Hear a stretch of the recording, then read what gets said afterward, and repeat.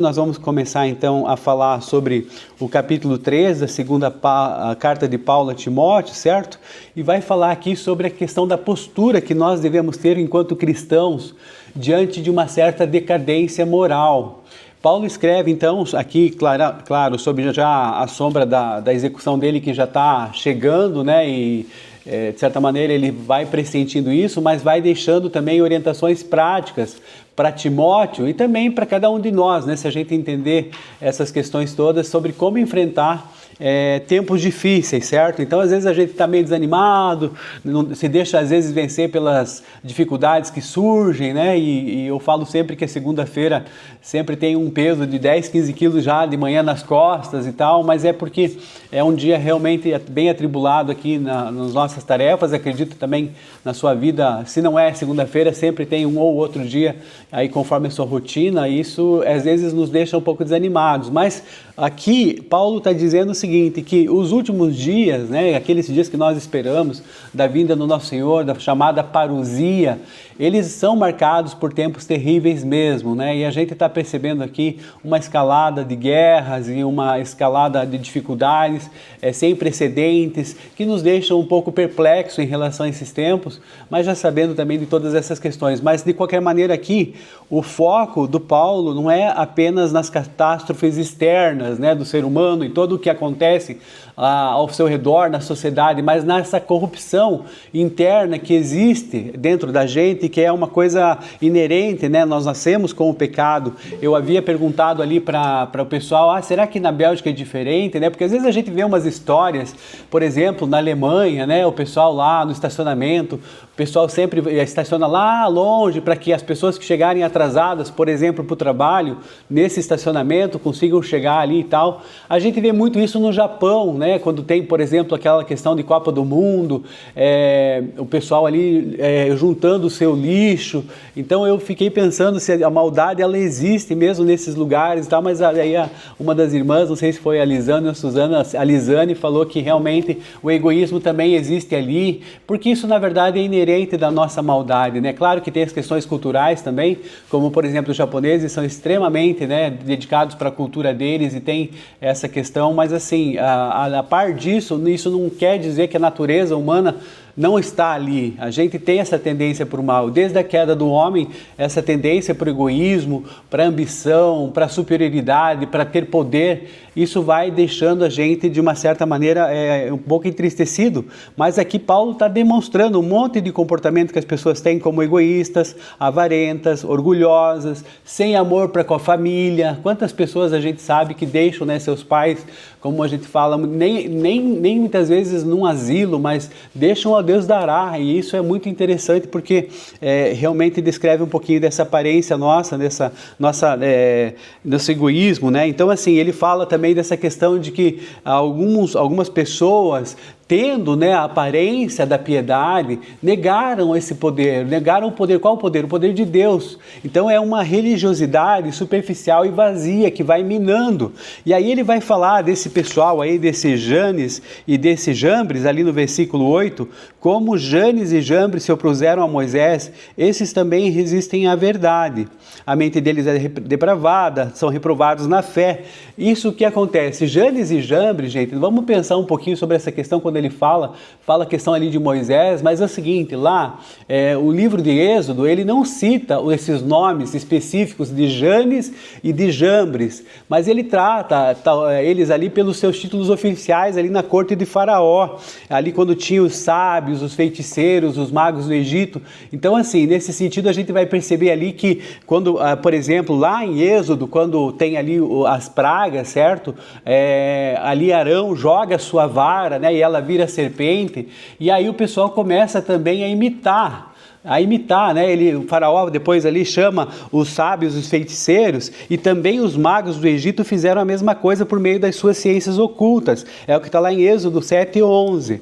E a vara de Arão engoliu as varas deles. Então esses milagres que Deus estava fazendo, das pragas, para demonstrar o poder dele, mas estava tendo ali uma cópia, estava tendo ali uma imitação do poder do mal em relação a essas questões. Depois nós temos também a questão aqui, a praga do sangue, né? Quando as águas do Nilo se transformaram em sangue, ali em Êxodo 7:22, os magos também tentaram demonstrar que também tinham poder. E ali você vai ler que os magos do Egito fizeram a mesma coisa por meio das suas ciências ocultas. Olha lá, então veja só, a aparência de piedade, a aparência de bem, mas na verdade ali se demonstrando o mal. E a gente vai perceber também a praga das rãs, ali em Êxodo 8, capítulo 8, 7, né? Capítulo 8, versículo 7, com as rãs, né? Que eles conseguiram replicar mais um sinal. Os magos, porém, fizeram a mesma coisa por meio das suas ciências ocultas. Fizeram subir rãs sobre a terra do Egito. Deus fazendo aquela praga ali, né? Trazer para o Egito, e o pessoal ali do mal, os sábios, feiticeiros, né? Os adivinhos, aquela coisa toda, imitando isso para dizer, não, nós também conseguimos fazer. Até que chegou ali, por exemplo, a questão do limite da derrota, que é em Êxodo 8, 18 e 19, na praga dos mosquitos ou dos piolhos, né, dos piolhos, eles não conseguem imitar o milagre e admitem a derrota. Olha lá, quando, porém, os magos tentaram fazer surgir mosquitos por meio das suas ciências ocultas, não conseguiram. Os magos, eles disseram ao faraó, isso é o dedo de Deus. Por que a gente está falando nesse sentido, né? Na questão desse limite que tem aqui? A humilhação final vai acontecer naquela questão das feridas purulentas, das úlceras, que a situação ficou feia para esses magos também. Eles nem conseguem aparecer em público. Em Êxodo 9, 11 você vai ler, nem os magos podiam manter-se diante de Moisés, porque ficaram cobertos de feridas como os demais egípcios. Então o que acontece é o seguinte, aqui Janes e Jambres, não há uma menção específica no nome deles lá em Êxodo, como fala ali Paulo, mas aquela tradição, existiam tradições judaicas, inclusive num documento que foi descoberto ali nos manuscritos do Mar Morto, historicamente recente a história, né?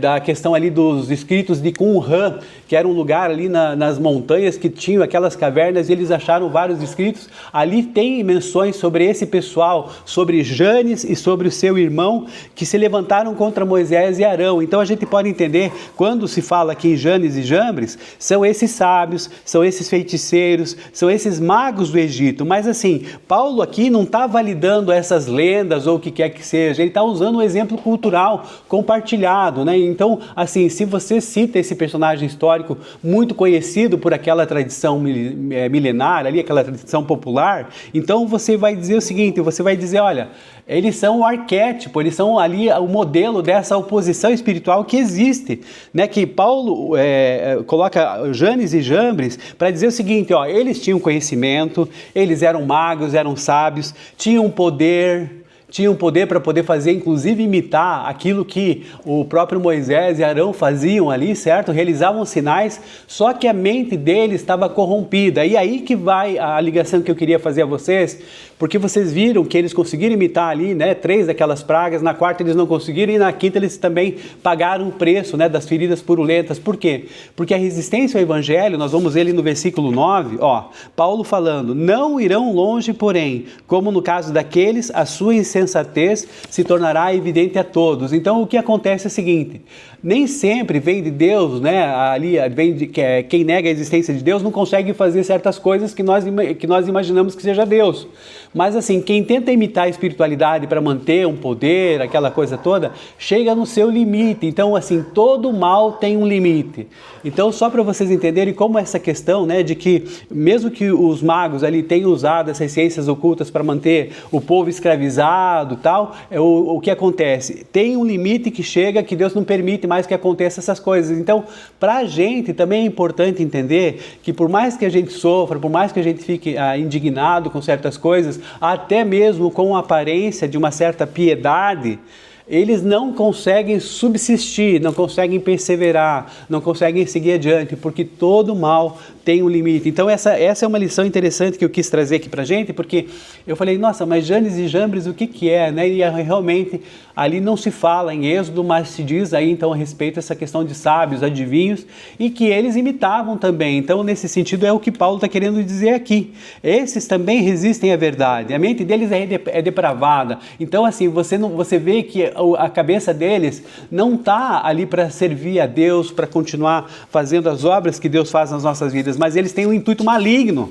E às vezes a gente até deixa passar despercebido, né? Então tem que ter assim, muito discernimento para perceber essas coisas. E depois, continuando a nossa caminhada aqui, para a gente não se estender muito, a gente vai ter também depois ali o contraste, né? O Paulo vai colocar ali ele mesmo como esse contraste. Então assim, em oposição a todos esses falsos mestres que querem glamour, que querem poder, que querem status, Paulo aponta para si mesmo o estilo de vida como modelo para Timóteo. Então, na nossa vida como cristãos, não é que a gente queira se gabar, mas assim, você tem que dizer assim para a pessoa, olha, se você quer um modelo de cristão, se você quer um modelo de cristã, olha para a minha vida e bate no peito, mas bate no peito em sinal de dizer assim, Deus, o Senhor conhece meu coração, o Senhor sabe como é que é a minha conduta, como que eu desejo, né, trabalhar para isso, então eu quero ser um exemplo para essas pessoas. É o que Paulo está fazendo aqui, então não é demérito nenhum, não é um orgulho santo, né? Vamos dizer assim dessa maneira, mas é assim, é para você poder dizer com a sua consciência que mesmo sendo pecador,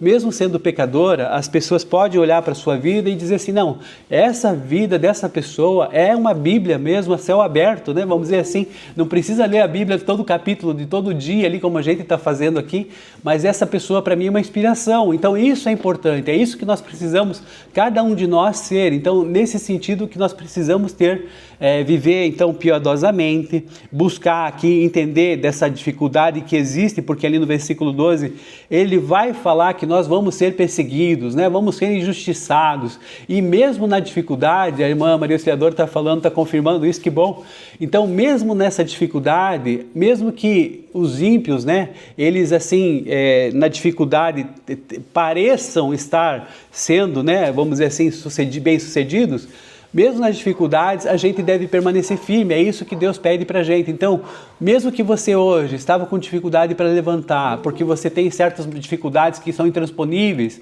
que você tem suas limitações, que está pesado, está difícil, que se você pudesse, você se escondia igual um avestruz, né, debaixo da terra.